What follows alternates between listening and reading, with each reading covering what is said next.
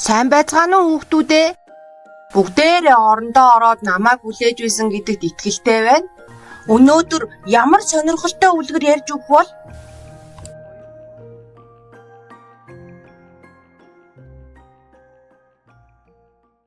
Зараахан.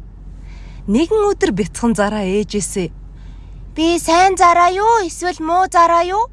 гэж асуужээ. Гэтэл ойн амьтад зарааханд ингэж хариулжээ.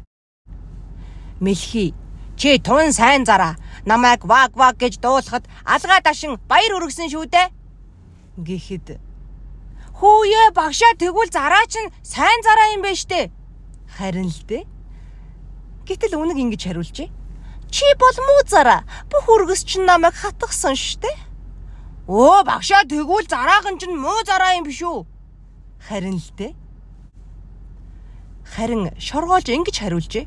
"Үнэгэнд битгий итгэ. Зараахан чи чинь сайн зараа шүү дээ. Намайг нуруунд дээрээ суулгаад гол гаргаж өгсөн шүү дээ." "Өө тэгвэл багшаа, зараа чинь сайн зараа юм байна штэ." Харин л дээ. Харин хидгэн ингэж хариулжээ.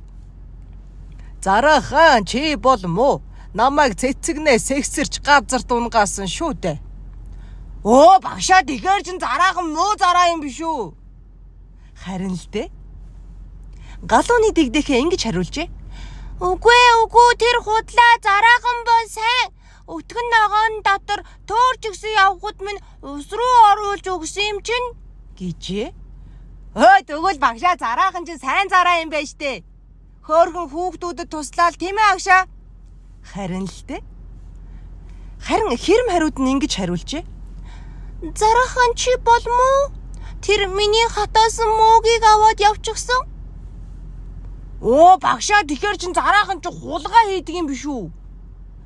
Харин л дээ. Хэрэм гэж ямар амьтан байдаг вүлээ? Хэрэм гэдэг чинь багшаа нөгөө сагсгар сүултээ самар иддэг амьтан байдаг мөн үү багшаа? Тэгэл хүмүүс самрын түүгээл хулгаалаад багаар хөөрхөн амьтан үлсдэг гэсэн тийм ээ багшаа? Тийм шүү. Тэгэхээр самар хулгайлж болох нь уу? Болохгүй юм байна багшаа. Туулайн бүжин ингэж хариулжээ. Намайг унтаж авахад над руу гитэж авсан үнгийг зараахан хөөж явуулсан. Чи бол тун сайн зараа. Тэгвэл багшаа, зараахан чинь сайн зараа юм биш үү? Харин л дээ. Одоо тэгвэл хулганы юу хэлхийг сонсоцгоё. "Зараахан миний хуяаг нураасан, бас оройг нь аваа явчихсан тэр ёстой муу амьтаа." Тэгвэл багшаа, зараахан ч муу амьтан юм байна штэ. Харин л дээ. Амьтад ийхүү хэлж гин бяцхан зараач тэдний хэлхийг анхааралтай сонсчээ. Тэгээд ээжээсээ "Инхээр би чинь сайн муу хоёрын аль нь юм бэ ээжээ?" гэж гин. Ээж нь "Чи бусдыг гомдоож байхдаа муу, харин тэдэнд тус хүргэж баярлуулж байхдаа сайн" гэж хэлжээ. Амьтад ч Тийм. Тийм шүү. Тийм. Яг зөв хэллээ. Ёстой зөв хэллээ. Яг зөв хэллээ. гэж хашгиралдаж гинэ. За хүүхдүүдээ, энэ бол маш хөөрхөн, сургамжтай, их гоё үлгэр байгаа биз? Чи юу сурсан бэ? Багшаа, би зөндөө юм сурсан. Манай ангийн хүүхдүүд жишээлбэл зарим нь намайг том хөлтэй гэж дууддаг, зарим нь намайг чи царай муутай гэдэг, гэхдээ намайг намуулан ёстой хөөрхөн гэдгээ. Бас төгөлдөр намайг маш сайн найз гэдэг. Яагаад чамайг төгөлдөр сайн найз гэдэг вүлээ? Яагаад гэвэл багшаа, төгөлдөр нөгөө хоолоо сайн идэж чаддаггүй байхгүй юу? Тэгээд амар удаа иддэг болохоор нь хүүхдүүд дандаа төрүүлээд босоод явчихдаг. Тэр үед нь би найзыгаа ганцаардуулахгүйгээд хамт хоолоо идэж дуусахыг нь хүлээдэг. Тийм үү?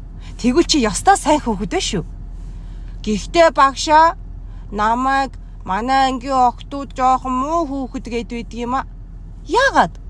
Яагаад гэвэл би заримдаа охтуудын тоглож байгаа тоглоомыг нураачдаг байхгүй юу? Тэгэхээр чи сайн хүүхэд байх нь уу, муу хүүхэд байх нь уу? Багшаа, хүнд юу н сайн хүн, муу хүн гэхээсээ илүүтэй сайн чанар, муу чанар гэж аль нь байдгийн байна да гэж би бодлоо. Тэгэлгүй яах вэ? Альва бүх юм хоёр талтай гэсэн үг. Сайн хүнээс муу үйлдэл гарч болно, муу хүнээс ч гэсэн сайн үйлдэл гарч болдгоо гэдгийг ойлгосон биз? Тийм ээ багшаа. Гэхдээ сайн юм илүү хийхийг хичээж байсан дээр үсттэй. Жишээлбэл багшаа би ангийнхаа охтуудын тоглоомыг нураахгүй байхыг сүүлийн үед их хичээдэг болсон. Тэгэлгүй яах вэ? Тэр чинь сайн хүн болох гэж байгаагийн шинж гэсэн үг. Харин би муу хүн юм чинь гэл муу үйлдэл хийгээд байх юм бол болохгүй нах нь штэ. Тэглээ багшаа. Ёстой гоё үлгэр байна. Би ч гэсэн ангийнхаа нэг найзад их дургүй юм л да. Тийм үү? Хин гэдэг вэ? Зоргоо гэдэг л дээ. Тэгээд зоргоод анхнаасаа л дургүй болчихсон болохоор муу хүүхэд гэж бодоод яаж ч байсан зоргоо хамгийн сайн үйлдэл хийсэн ч гэсэн би зоргоод баяр хүргэдэггүй маа. За ингэж болохгүй байх нь шүү. Тийм байна агшаа. Манай ангийн зоргоо жишээлбэл аяга хамгийн сайн угаадаг штэ агшаа. За тэгвэл одооноос зоргоогийнхоо сайн талыг харж байх ёстой байх нь шүү. Тэглээ агшаа. Маш гоё үлгэр ярьж өгсөнд баярлалаа агшаа. Баярлалаа. За хүүхдүүдээ одоо үлгэрээ сонсчихсан юм чи яах ёстой вэ? Унтах ёстой тийм ээ агшаа. За тэгэлгүй яах вэ? Сайхан амраарай хүүхдүүдээ. Сайхан амраарай найзуудаа.